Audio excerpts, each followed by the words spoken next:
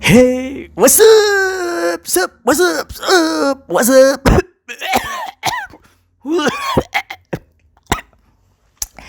Hey, selamat malam para pengguna tangan kanan.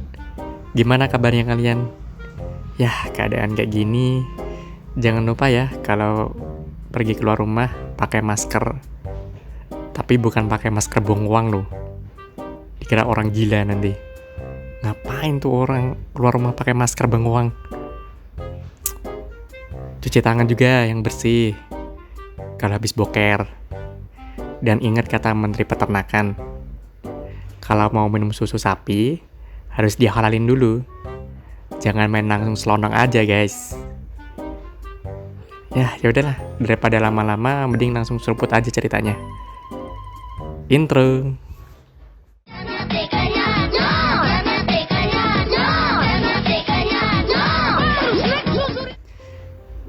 Pesan dari nenek penunggu gunung Merwater.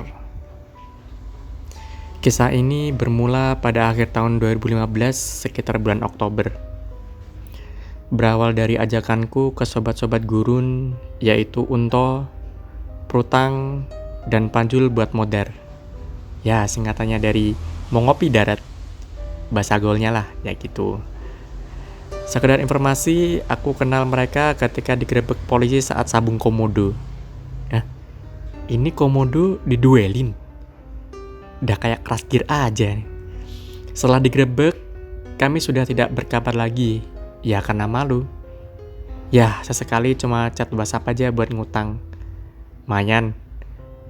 Nambah-nambahin uang pas tanggal tua. Ayo kembali ke cerita. Jadi modar saat itu bertujuan untuk menyambung tali hutang perhutangan sekalian mengenang cerita-cerita konyol waktu sabung komodo kala itu. Modar kami tentukan di warung Tegal dekat rumah. Di tengah-tengah obrolan Unto berceletuk, "Woi, kita gantian sabung kodok yuk. Udah setahun lebih gak battle nih. Udah gatel nih sempak," ujarnya. Tobat.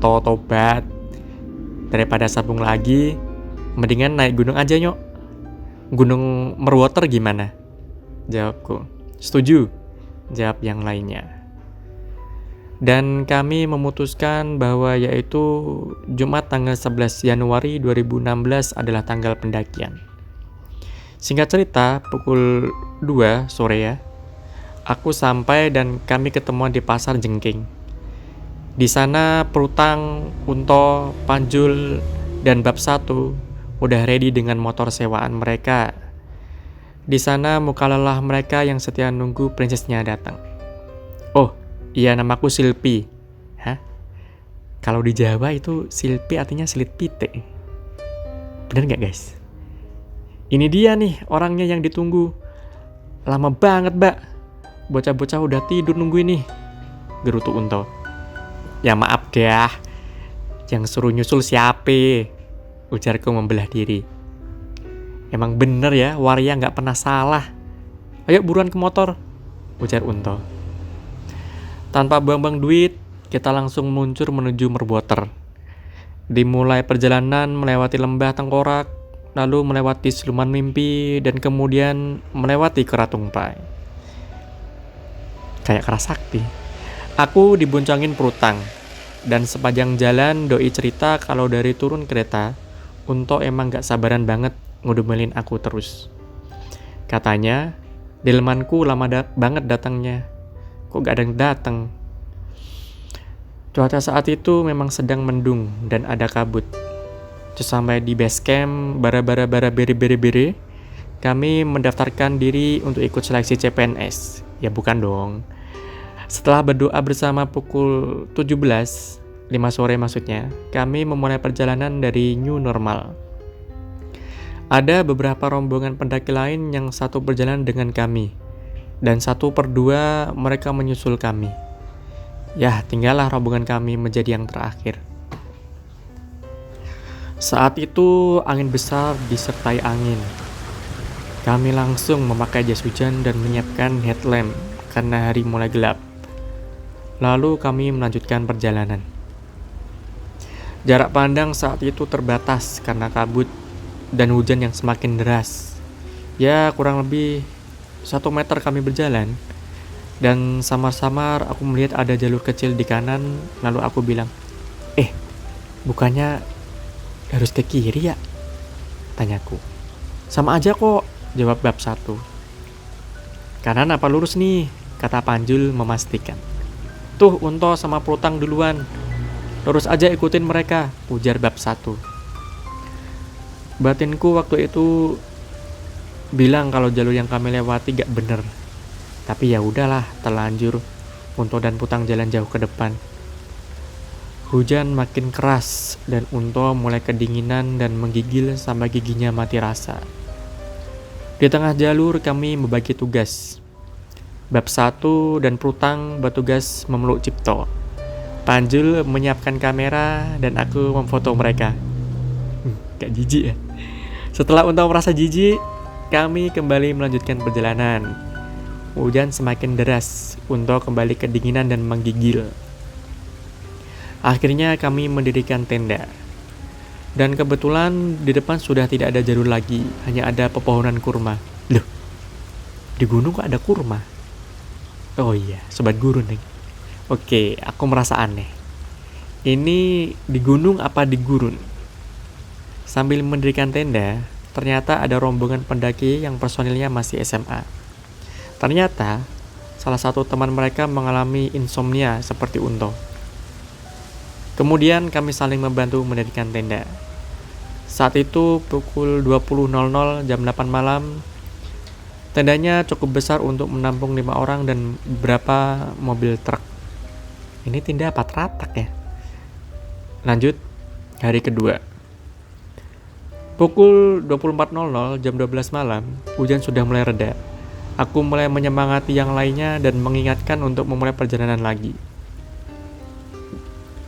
Setelah packing selesai, kami kembali berdoa dan berangkat meninggalkan tempat tersebut. Lurus sudah jelas buntu. Kami hanya melihat jalur yang sedikit menanjak di sisi kanan kami dan di tengahnya ada jalur air selebar 25 km dan sedalam 10 km. Aliran air 25 km? Itu sungai Nil. Ini kita kemana? Itu aliran air apa aliran sungai dah? Tanyaku. Jalur mana? Lewat sini aja, ujar Prutang. Sini aja udah. Kalau balik kejauhan, Mbak, saran Unto. Oke, komandan. Kami mulai mengikuti jalur yang ada di depan kami. Sekitar 10 meter berjalan, dari kejauhan sebelah kanan ada 2-3 orang lelaki yang menyalakan senter. Woi, salah jalur! Jarak kami ke lelaki itu sekitar 1 meter. Woi, jangan teriak-teriak. Emang kami budek apa? Kata Prutang. Jangan lewat situ. Kalau mau turun lagi, balik lagi ke jalur awal, nanti ambil kanan. Oh my god. Seketika itu, aku membenarkan firasat tentang jalur itu. Gimana? Mau balik lagi? Tanya bab 1. Ayo balik aja. Lewat yang dibilang orang gila tadi. Kita turun yuk, saranku. Ah jauh mbak. Kalau turun ribet lagi, ujar Unto keberatan. Aku sih bebas. Kalau lanjut ya udah, ujar Panjul. Ya terusin aja, tegas Unto. Ya mau biji mainnya lagi. Suara terbanyak ada di jalur itu. Daripada banyak berdebat, akhirnya aku ikut juga. Kami kembali meneruskan perjalanan lewat jalur tersebut.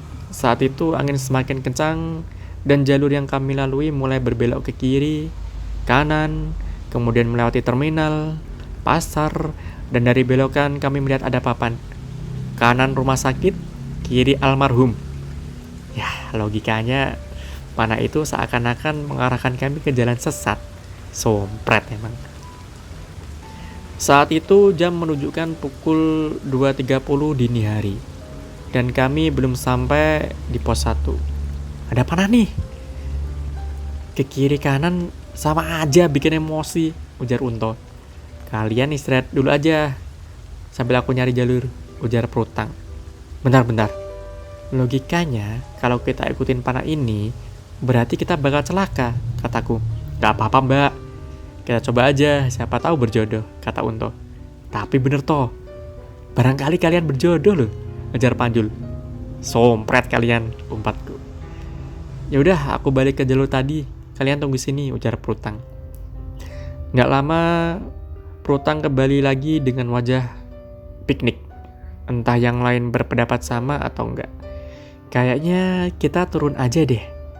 Ikut jalur pertama yang orang gila tadi bilang, ujar Prutang. Ngapain sih? Nanggung tang, protes Unto. Bener aja kataku tadi. Salah jalur kita kan, kataku. Ya udah, kita cari aman saja, ikutin Prutang, ujar Bab 1. Kami pun segera turun, walau sedikit aku lihat wajah Unto agak sedikit burik. Tapi demi keselamatan kami pilih jalan aman saja. Saat itu keadaan begitu hening. Psst. Suara kontak mode silent pun bisa terdengar, gila baunya udah kayak tai aja nih. Waktu udah menunjukkan pukul 3 dini hari. Langkah kami sedikit dipercepat dan jalur menurun kami lewati. Karena habis hujan, tanah sedikit licin dan seketika aku terpleset dan jatuh terperosok ke sisi kanan dengan kedua tangan menahan tanah. Setelah aku angkat diri, celana dan tanganku tiba-tiba penuh dengan darah. Karena darahnya banyak banget, aku nyari sumber darahnya. Apakah ada di tangan, kaki, atau pundak? Dan ternyata aku lagi kedatangan bulan. Aku akhirnya izin bentar untuk ganti baju dan pakai sabut kelapa. Ya, karena gak ada softtek. Setelah sampai di perbatasan jalan tanah dan semen, rasa panik mulai hilang. Kami langsung istirahat di swalayan dan bertemu dengan pendaki lain. Pagi harinya, kami berbincang dengan pendaki yang di sebelah kami. Ternyata bukan kami saja yang mengurungkan niat melanjutkan perjalanan. Hanya sampai pos 1, turun lagi karena di atas cuaca buruk. Sepulangnya dari Gunung Merwater, kami modar di warkop tempat biasanya. Kata Prutang, doi diikutin dari awal perjalanan. Lalu sampai jalur yang ada papan kanan kirinya, saat Prutang pergi mencari rute, katanya Prutang bertemu dengan nenek berpakaian yang ya metal katanya, rock and roll, dan berbicara pakai bahasa Indonesia. Sebaiknya kalian cepat turun. Temen kamu yang mirip kadal, kalau masih nekat nerusin, salah satu kalian tak jadiin suamiku. Nggih, Mbah. Ampun, kula mboten udut, jawab Prutang. Gak sampai di situ, waktu aku jatuh terperosok, ternyata Prutang lihat sosok di sebelah Panjul. Nenek itu masih ngikutin dan ada sosok besar hitam, tinggi dan tersenyum cuma ngeliatin giginya. Sampai di Jakarta, di dalam gokar, Unto bilang dia juga ngerasa ada yang sering chat dia. Foto profilnya sih kayak nenek-nenek pakai baju metal sih katanya. Mungkin itu ada hubungannya ya dengan kenaikan harga. Harga apa ini maksudnya? Oh, harga gorengan. Gak ada hubungannya. Oh, jadi mereka sebenarnya udah ini ya, diikutin dari awal ya sama nenek-nenek yang berpakaian metal nih. Sama tadi ada makhluk hitam yang kalau senyum cuma kelihatan giginya. Yah, namanya mendaki gunung lebih enak meraba gunung, ya enggak?